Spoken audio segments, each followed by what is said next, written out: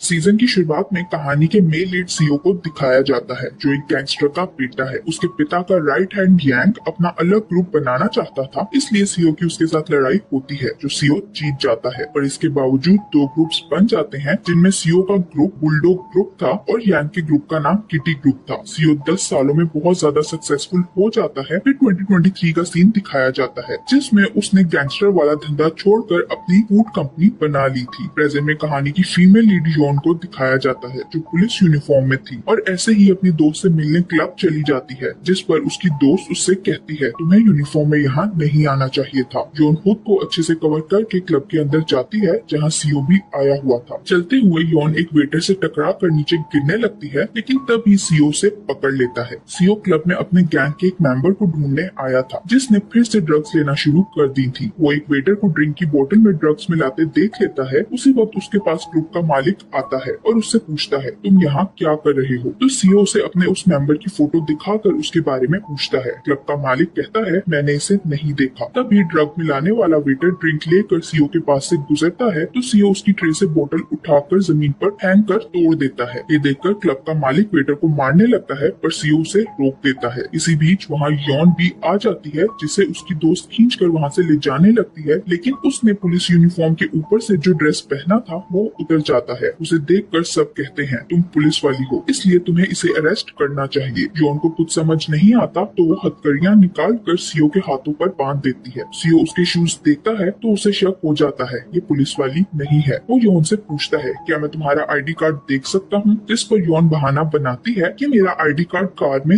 रह गया है। उसी वक्त वहाँ असल पुलिस पहुँच जाती है, तो मौके का फायदा उठाकर यॉन वहाँ से भाग जाती है। पुलिस ऑफिसर सीओ के हाथों में लगी हथकड़ियां देखकर उसे वहाँ से ले जाने लगते हैं, लेकिन वो देखते हैं कि हथकड़ियां नकली हैं। यहाँ हमें पता चलता है यॉन का एक यूट्यूब चैनल था, जो उसने किड्स के लिए बनाया हुआ है। उसने पुलिस यूनिफॉर्म भी अपने यूट्यूब चैनल की वीडियो के लिए पहना हुआ था। यॉन एक कंपनी में काम करती है, जहाँ उसका बॉस उसे एक प्रोडक्ट देते हुए कहता है, अगर इस बार प्रोडक्ट अच्छे से सेल नहीं हुआ तो तुम्हारा अगला कंटेंट चैनल पर नहीं डाला जाएगा। दूसरी तरफ सीओ अपनी कंपनी जाता है, जहाँ कंपनी के मेंबर्स उसे वेलकम करते हैं। ये सब वो लोग थे जो पहले क्रिमिनल्स थे, लेकिन सीओ ने उन्हें अपनी कंपनी में जॉब दी ताकि वो पुराना धंधा छोड़ दे। वो लोग सीओ को एक ड्रग दिखाते हैं कि आजकल इस तरह की ड्रग सेल हो रही है। ये देखकर सीओ को याद आता है, जब वो यॉन से टकराया था तब उसके पास भी ऐसी ही कोई चीज थी। यॉन कॉस्ट्यूम पहनकर पार्ट टाइम जॉब कर रही थी। जब उसे डम्पलिंग शॉप के सामने सीओ नजर आता है, तो वो छुप जाती है। कुछ देर बाद सीओ देखता है यॉन कुछ बांट रही है, लेकिन तब ही एक आदमी नशे में उसे तंग करने लगता है। सीओ उसके पास जाता है, तो वो नशे में धुत आदमी यॉन का मास्क उसके फेस से उतार देता है। यॉन को देखकर सीओ पहचान जाता है। वो यॉन के हाथ में हथकड़ियां लगाकर उससे ड्रग के बारे में पूछता है, तो वो बताती है वो ड्रग नहीं बल्कि बच्चों की कैंडीज थी। सीओ को विश्वास दिलाने के लिए यॉन वो कैंडीज खा लेती है। ये देखकर सीओ उसके मुंह से कैंडीज निकालने की कोशिश करता है, क्योंकि उसे विश्वास था ये कोई कैंडीज नहीं बल्कि ड्रग्स ही है। सीओ यॉन के लिए शॉप से पानी लेकर आता है, तो आखिरी कैंडी जो यॉन के मुंह में रह गई थी वो उसके मुंह से बाहर निकालते हुए सीओ के मुंह में चली जाती है, जो वो निकल लेता है। जिस पर सीओ परेशान हो जाता है और अपना ड्रग टेस्ट करवाता है, लेकिन रिपोर्ट नेगेटिव आती है। तो फाइनली उसे इयोन पर यकीन आ जाता है, जिसके बाद वो इयोन से पूछता है, तुमने क्लब में नकली पुलिस की एक्टिंग क्यों की थी? तो इयोन कहती है, उस सिचुएशन में मुझे जो ठीक लगा मैंने वही किया। उसकी बात पर सीओ को गुस्सा आता है और वो इयोन से कहता है, आइंदा मेरे सामने मत आना। पर उस बेचारे को क्या पता था, अब उन दोनों के रास्ते कभी अलग नहीं होने वाले। इयोन अपनी दोस्त मी को इस सब के बारे में बताती है, तो वो पूछती है, तुम उस डम्पलिंग शॉप पर क्यों गई थी? इयोन कहती है, उस शॉप से मेरी और हायून की यादें जुड़ी हैं। हायून इयोन का बचपन का दोस्त था, लेकिन अब वो इयोन के साथ नहीं है। यहाँ एक फ्लैशबैक दिखाया जाता है, जिसमें इयोन मी के साथ स्कूल से वापस घर जा रही थी। रास्ते में एक डिलीवरी बॉय उनकी तरफ एक कार्ड फेंकता है, जिस पर हायून का नाम लिखा था। इयोन मी के साथ इस एड्रेस पर गई थी, लेकिन वहाँ हायून नहीं बल्कि कोई और था। प्रेजेंट में ये सब याद करके इयोन मी से कहती है, हायून को मुझसे बिछड़े हुए 23 साल हो गए हैं। अगर वो जिंदा है तो मैं उससे एक बार जरूर मिलूंगी। अगले सीन में हम हायून को देखते हैं, जो एक प्रोसिक्यूटर बन चुका है। वो एक चर्च के फादर से केस के बारे में पूछताछ कर रहा था। हायून का मानना था कि लोग चेंज नहीं होते, जो क्रिमिनल बन जाते हैं वो हमेशा क्रिमिनल्स ही रहते हैं। हायून अपने ऑफिस जाकर फादर की बातें याद करता है, जिसने उसे बताया था सीओ ने सब क्रिमिनल्स को जेल से रिहा करवा कर अपनी कंपनी में जॉब दे दी है। इयोन को अपनी कंपनी के प्रोडक्ट्स को किड्स मेले में ज्यादा से ज्यादा सेल करके देनी थी, ताकि कंपनी का सीईओ उससे खुश हो सके। किड्स मेले में इयोन एक मिल्क पैक की एडवर्टीजमेंट करती है। इस मेले में सीईओ की कंपनी की भी प्रोडक्ट्स आई हुई थी, लेकिन उसके स्टॉल पर कोई नहीं जा रहा था, जो देखकर इयोन अपने कोलीग से पूछती है ये लोग क्या बेच रही हैं। तभी एक बच्चा उन लोगों के स्टॉल पर जाता है तो सीईओ की टीम का एक मेंबर उस बच्चे को कुछ खाने को देता है, लेकिन उस बच्चे के डैड उस चीज को लेकर दूर फेंक देते हैं। वो उस मेंबर से कहते हैं तुम क्रिमिनल हो, तो क्या पता तुमने खाने में क्या मिलाया हो, जिस पर वो मेंबर उसे खुद खाकर दिखाता है, लेकिन वो आदमी फिर भी यकीन नहीं करता। इंसान जितना भी कोशिश कर ले पर उसका पास्ट उसका पीछा कभी नहीं छोड़ता। जैसे इन क्रिमिनल्स के अच्छे कामों के बाद भी लोग उनकी बुराई को भुलाने को तैयार नहीं थे। इयोन अपने स्टॉल में बच्चों को पिज्जा बनाना सिखा रही थी। उसी वक्त सीईओ आता है तो उसकी नजर इयोन पर पड़ती है और वो उसे देखता ही रह जाता है। कुछ देर बाद इयोन वॉशरूम जाती है, लेकिन उसे सीढ़ियों के पास कचरा नजर आता है तो वो उसे साफ करने लगती है। तभी सीईओ वॉशरूम से वापस आता है तो इयोन के हाथ में पकड़ा झाड़ू सीईओ को लग जाता है। सीईओ के टीम मेंबर्स आ जाते हैं तो सीईओ उठने लगता है, लेकिन फिसलने की वजह से इयोन उसका हाथ पकड़ लेती है और सीईओ के ग्लासेस उतर जाते हैं। ग्लासेस उतरते ही इयोन उसे पहचान जाती है और उसे याद आता है सीईओ ने उसे खुद से दूर रहने का कहा था, इसलिए वो सीईओ का हाथ छोड़ देती है, जिस पर बेचारा सीढ़ियों से नीचे गिरकर बेहोश हो जाता है। इयोन सीईओ के हॉस्पिटल जाने पर बहुत ज्यादा डर जाती है, क्योंकि उसे लग रहा था अब सीईओ मर जाएगा और उसे जेल जाना पड़ेगा। उधर हॉस्पिटल में सीईओ को होश आता है तो वो इयोन के बारे में सोचता है जो उसे अच्छी लगने लगी थी। वो इयोन का सोशल मीडिया अकाउंट देखता है तो उसे पता चलता है इयोन किड्स के लिए कंटेंट बनाती है। दूसरी तरफ हायोन भी इयोन की वीडियोस देखकर उसका फैन हो गया था। ऑफिस में आया एक बच्चा रोने लगता है तो हायोन उसे अपने ऑफिस में ले जाकर इयोन की वीडियोस लगाकर देता है और साथ खुद भी देखने लगता है। तभी उसका एम्प्लॉय उसे बताता है सीईओ एक क्लब में गया था जो उसके दुश्मन गैंग का है, लेकिन हैरत की बात ये है कि सीईओ खुद ही मौत के मुंह में क्यों जाएगा। ये सुनकर हायोन उसे इस बारे में पता लगाने का कहता है। सीईओ को देखें तो उसने सारी रात लगाकर इयोन की सारी वीडियोस देख ली थी। वो उसकी आखिरी वीडियो देखता है जिसमें इयोन बबल्स बना रही थी। तो ये वीडियो देखने के बाद सीईओ इमेजिनेशन की दुनिया में चला जाता है और उसे अपने रूम में भी बबल्स ही नजर आने लगते हैं। सीईओ एक स्टिक उठाकर उन बबल्स को फोड़ने लगता है, तभी इयोन अंदर आ जाती है और उसे सॉरी कहते हुए एक गिफ्ट देती है। इयोन वापस जाने लगती है, तभी अपने मेंबर्स की बाहर से आती आवाजें सुनकर सीईओ उसे रुकने का कहता है, क्योंकि वो लोग इयोन को ही ढूंढ रहे थे। सीईओ इयोन को अपने बेड पर लिटाकर खुद भी उसके साथ लेट जाता है, जिससे इयोन छुप जाती है। उसके टीम मेंबर्स अंदर आते हैं और उसे बताते हैं हम उस लड़की को ढूंढकर उसे अच्छा सबक सिखाएंगे, जिस पर सीईओ गुस्से में उन्हें डांट कर वहाँ से भेज देता है। उनके जाते ही इयोन भी वहाँ से चली जाती है। घर जाके इयोन देखती है उसकी कंपनी ने चैनल पर एक नई वीडियो अपलोड की थी जिसमें सीईओ के मेंबर्स को नीचा दिखाया गया था। इयोन सीईओ को वीडियो दिखाकर कहती है इस वीडियो पर बहुत ज्यादा व्यूज आए हैं, लेकिन हम अपने फायदे के लिए किसी और को नुकसान नहीं पहुंचा सकते, इसलिए ये वीडियो डिलीट कर दो। लेकिन सीईओ उसकी बात को इग्नोर कर देता है। इयोन वॉशरूम में जाती है जहाँ कंपनी की एम्प्लॉयज उसके बारे में गॉसिप कर रही थी कि इयोन ने ये सब ज्यादा व्यूज लेने के लिए किया है। इयोन उनके सामने जाकर कहती है ये सब मैंने नहीं किया। इयोन चैनल खोलने की कोशिश करती है, लेकिन कंपनी ने पक्का काम करते हुए चैनल का पासवर्ड चेंज कर दिया था ताकि इयोन अपनी वीडियो डिलीट ना कर सके। इयोन वीडियो पर लोगों के बैड कमेंट्स देखकर अपसेट हो जाती है। इयोन की वीडियो देखकर सीईओ अपनी कंपनी के मैनेजर के साथ इयोन की कंपनी जाता है। सीईओ कंपनी के सीईओ और प्रोड्यूसर से कहता है आपने हमारी प्रोडक्ट और रेपुटेशन को नुकसान पहुंचाया है, इसके लिए आपको जेल भी हो सकती है। ये सुनकर वो दोनों डर जाते हैं और सीईओ से कहते हैं हम वो वीडियो डिलीट कर देते हैं और उस लड़की को भी जॉब से निकाल देंगे। सीईओ कहता है उस लड़की को जॉब से निकालने की जरूरत नहीं, बस आप वो वीडियो डिलीट कर दें। इयोन कैमरामैन के कंप्यूटर से उस दिन की वीडियोस ले लेती है और तभी सीईओ से देख लेता है। सीईओ जाने लगता है तो इयोन उसके पीछे जाकर उसे वीडियो का सच बताने की कोशिश करती है, पर सीईओ उसकी बात काट कर कहता है तुम्हें वीडियो पर काफी व्यूज आए हैं, पर तुम टेंशन ना लो, तुम्हारा नुकसान मैं पूरा कर दूंगा। मेरी टीम के मेंबर्स ने उस दिन अपनी प्रोडक्ट प्रमोट करने के लिए बहुत मेहनत की थी। पर वो इयोन को टॉन्ट मारते हुए कहता है मुझे विश्वास है तुम बहुत जल्दी अमीर हो जाओ, और इयोन की कोई भी बात सुने बिना वहाँ से चला जाता है। रात को घर जाते हुए इयोन देखती है एक शॉपकीपर सीईओ की कंपनी के प्रोडक्ट्स अपनी शॉप से बाहर निकाल रहा था। इयोन के पूछने पर वो कहता है मुझे इस कंपनी की प्रोडक्ट्स नहीं बेचनी। ये सुनकर इयोन को सीईओ के लिए काफी बुरा लगता है। दूसरी तरफ सीईओ को पता चलता है सब लोग उनकी प्रोडक्ट्स वापस कर रहे हैं। सीईओ इस सिचुएशन में बहुत परेशान था, क्योंकि उसकी टीम अपनी प्रोडक्ट्स को प्रमोट करने के लिए जितनी मेहनत कर रही थी उन्हें उतना ही लॉस हो रहा था। इयोन उस दिन की वीडियोस में से एक वीडियो को एडिट करके पोस्ट कर देती है। अगले दिन वो कंपनी जाती है तो प्रोड्यूसर उसे बातें सुनाता है, लेकिन इयोन कहती है वो लोग ये डिजर्व करते हैं। सीईओ का मैनेजर उसे एक वीडियो दिखाता है जो एक अननोन अकाउंट से पब्लिश हुई थी और उसमें उसकी टीम का हार्डवर्क दिखाया गया था। सीईओ समझ जाता है ये वीडियो इयोन ने ही अपलोड की है। उसे शर्मिंदगी होती है कि उसने इयोन को बहुत बातें सुनाई थी। वो हॉस्पिटल में इयोन को देखता है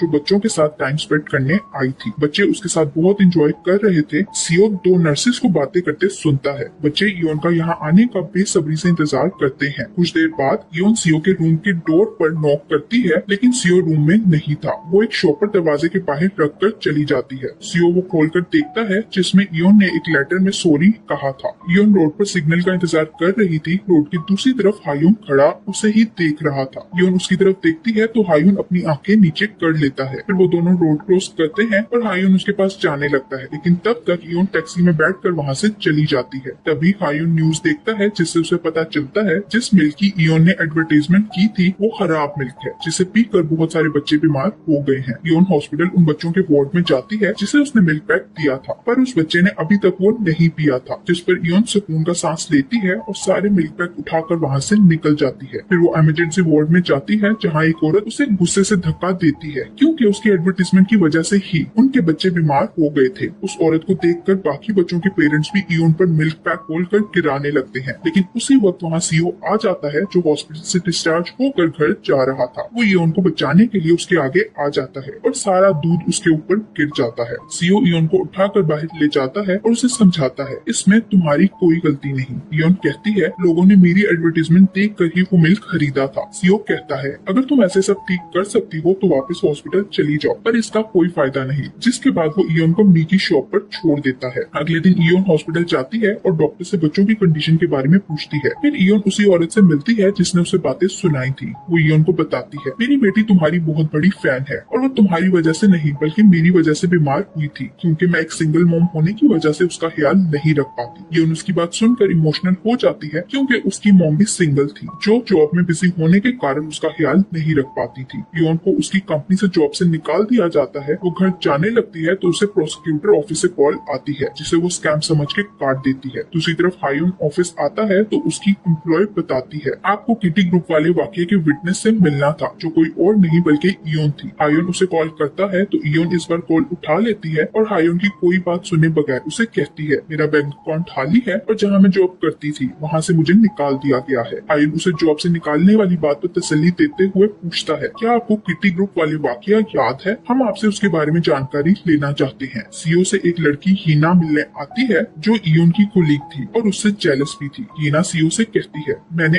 8 साल पहले आपसे लोन लिया था जिसका मैं सेटलमेंट करना चाहती हूँ। वो सीओ को एक एग्रीमेंट भी दिखाती है जो देखकर सीओ कहता है तुम इस बारे में किटी ग्रुप वालों से बात कर लो क्योंकि मैंने ये काम छोड़ दिया है। सीओ यांग की कंपनी जाता है और उससे मिलकर अपने उस एम्प्लॉय तेई के बारे में पूछता है जिसे वो किटी ग्रुप में ढूंढने गया था। यांग उससे कहता है मैं तेई के बारे में कुछ नहीं जानता। सीओ यांग से कहता है मैं जानता हूँ तुम तेई को ढूंढ रहे थे, लेकिन मैं तुम्हें ये बताने के लिए आया हूँ कि वो जहाँ भी होगा मैं उसे ढूंढ लूंगा। अगले दिन सीओ देखता है यून की कंपनी ने यूट्यूब चैनल से यून की सारी वीडियोस डिलीट कर दी थी। ये देखकर सीओ उदास हो जाता है। तभी उसके पास मैनेजर आता है तो सीओ से पूछता है क्या यून को किसी ने कॉल किया, मैं अपना कोट उसे वापस लेना चाहता हूँ। मेरा वो एक ही कोट है जिसमें मैं कूल लगता हूँ। तो मैनेजर उसकी एक्टिंग पर वाह वाह करता है क्योंकि वो जानता था ये सब तो यून से मिलने का बहाना है। यून अपने लिए पार्ट टाइम जॉब ढूंढ रही थी। उसे हीना की बात याद आती है जिसने यून को जॉब से निकाले जाने के बाद उसे कहा था अगर तुम लोगों के घर साफ करना चाहती हो तो मुझे बताना। वो अपनी प्राइवेट साइट पर रख कर उसे कॉल करती है और कहती है मैं घर साफ करने के लिए तैयार हूँ। हीना उसे अपने घर बुला लेती है जहाँ वो यून को सफाई करने का कहती वहाँ से चली जाती है। यून कचरा उठाकर बाहर जाने लगती है तभी हीना घर वापस आ जाती है और उसके साथ कंपनी के बाकी एम्प्लॉयज भी थे जो उसका मजाक उड़ाते हैं। यून एम्बेरस होकर बाहर जाती है तो हीना उसके पीछे आकर उसे $1000 का चेक देते हुए कहती है तुम्हें पैसों की जरूरत है इसलिए मुझे तुम पर तरस आ गया। यून कहती है ये मेरी मेहनत से बहुत ज्यादा है इसलिए मैं बाकी तुम्हें वापस कर दूंगी। यून वहाँ से जाने लगती है तो उसे सीओ नजर आता है। सीओ भी उसके पीछे जाने लगता है लेकिन हीना उसका हाथ पकड़कर उसे रोक लेती है।